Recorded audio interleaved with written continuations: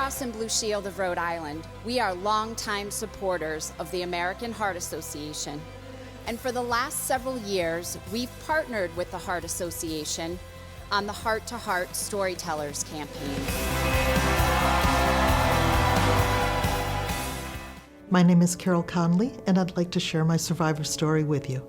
In April of 2017, I was enjoying lunch with my boss. I hadn't felt well. It wasn't anything specific. I'd had a headache the night before, and my vision was a little off. But, it was certainly manageable, and I didn't think it was anything serious.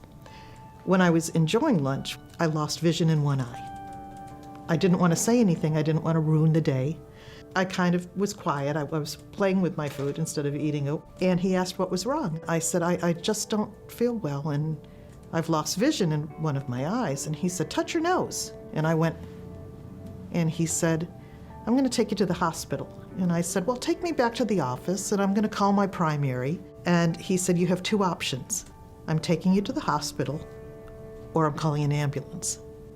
And I'm really glad that he did, because when we got to the hospital, it turned out that I was having a heart attack that caused a small stroke. It was very scary and certainly unexpected. I never would have thought that that was what was happening to me. My name is Carolyn Goggin. I am 27 years old. I am a news reporter for Channel 12 in East Providence, and in October of 2019, I suffered and survived a stroke. We had just gotten married 3 weeks prior, so we were in the happiest stage of our lives. It was normal. Everything was fine. And then it was around 11:30 that morning. I was taking a pan from the stove, and I bent down and I got super dizzy. I stood back up, and as I'm standing back up and I'm talking to him, I'm realizing I'm not talking, that my speech was completely slurred. He saw that my left side of my face was drooped. So that's when he called 911. The first responders showed up. I'm thinking, there's nothing wrong with me. I'm not having a stroke. My name is Lynette Lopes, and this is my survivor story. And on Christmas Eve, I went to go see my primary care doctor, who did another EKG, and she actually walked out of the room. And she came back in a couple of minutes later with a tear in her eye, and she said, if I didn't know better, I would swear I was looking at an EKG of an 84-year-old woman who had a massive heart attack. And the doctor then told me I had viral myocarditis.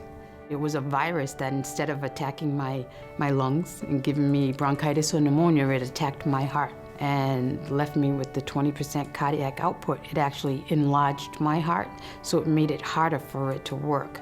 One morning, Linda Ordway, who's a nurse practitioner at Tufts and Pratt 8, came in and she woke me up at 7:30 in the morning, and she said, we found a heart. And then I thought, I love my husband. If I get this new heart, am I still gonna love him? At 6:30 in the evening, I went down. I came out 3:30 in the morning on July 18th with a new heart. I think you have to listen to your heart, and not just in a medical way, but in an emotional way. And heart disease is one of those diseases that can be defeated. So I would ask all of you to join with us in defeating heart disease.